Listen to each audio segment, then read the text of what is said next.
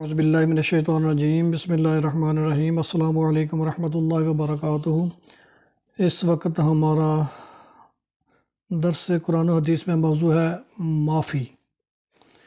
سمندر میں طوفان کیا آیا، لوگوں کے ہوش اڑ گئے، جہاز سمندر کی سرکش موجوں میں ڈگمگانے لگا تو ناخدا نے آواز دی کہ بھائیو، اب اللہ سے لو لگا لو، اپنے بتوں کو بھول جاؤ، یہ کسی کام کے نہیں۔ بہت سے بت پرست جو جہاز میں بیٹھے تھے، ان میں سے ایک نے چپ کے دل میں کہا، مولا اگر اس مصیبت سے چھٹکارا ملا تو میں مکہ پہنچتے ہی تیرے آخری رسول صلی اللہ علیہ وآلہ وسلم کی خدمت میں حاضر ہو جاؤں گا اور ان کے دست حق پرست پر بیعت کر لوں گا۔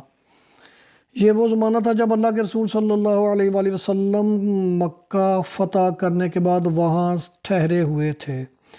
یہ جس شخص نے بارگاہ الہی میں طوفان سے چھٹکارے کی دعا کی، اللہ کے رسول صلی اللہ علیہ وسلم کا دشمن تھا۔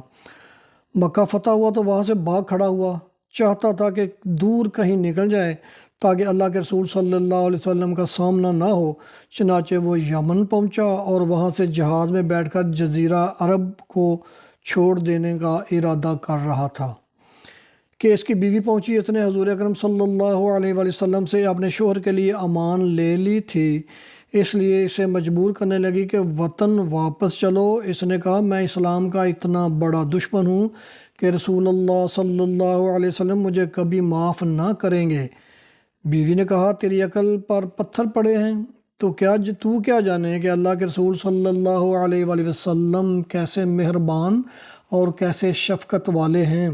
میں نے اپنی آنکھوں سے دیکھا ہے کہ فتح مکہ کے بعد انہوں نے بڑے بڑے خطا کاروں کو اس طرح معاف کیا ہے کہ کیا کوئی اپنی اولاد کو بھی ایسے معاف کر سکتا ہے؟ اپنی اولاد کو بھی معاف کرے گا؟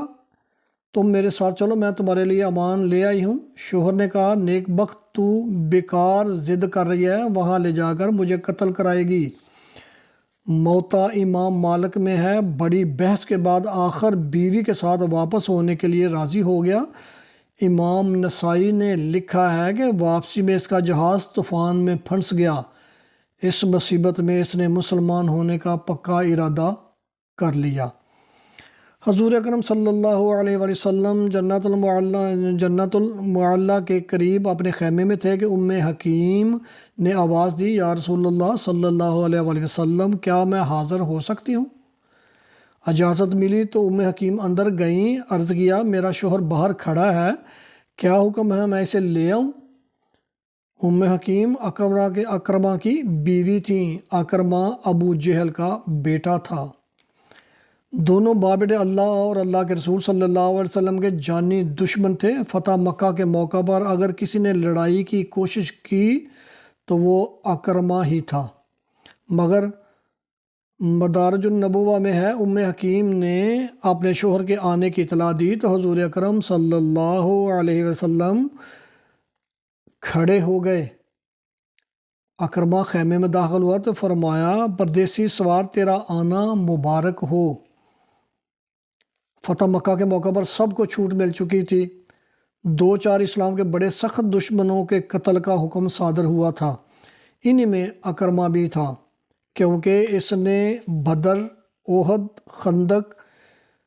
خندق ہی میں نہیں، ہر موقع پر مسلمانوں کو سخت نقصان پہنچایا تھا، لیکن آج اسے معاف کر دیا گیا۔ آج بھی مہذب دنیا اپنے سیاسی دشمنوں کو کبھی معاف نہیں کرتی۔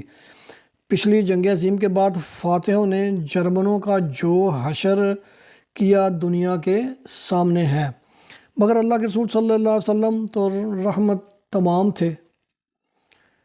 اکرمہ نے جب اپنی بیوی کی طرف اشارہ کر کے کہا کہ یہ کہتی ہے کہ آپ صلی اللہ علیہ وسلم نے مجھے امان دی ہے، تو ارشاد ہوا، ہاں۔ فرط ندامت سے اکرمہ کا سر جھک گیا، وہ سمجھتا تھا کہ اسے امان نہیں ملے گی۔ موطا امام مالک میں ہے کہ بے اختیار اس کی زبان سے نکلا، آپ صلی اللہ علیہ وسلم دنیا میں سب سے زیادہ نیک، سب سے زیادہ سچے اور سب سے زیادہ وعدے کے پابند ہیں۔ پھر اکرمہ نے بڑے ادب سے اپنا ہاتھ آپ صلی اللہ علیہ وسلم کی طرف بڑھایا اور بیعت کی سعادت کی۔ مجھے اپنی دعاؤں میں یاد رکھیے گا۔ اگر آپ کو یہ ہماری کاوش اچھی لگے تو چینل کو سبسکرائب کیجیے گا اور بیل آئیکن کو بھی کلک کر دیجیے گا۔ اللہ بیلی۔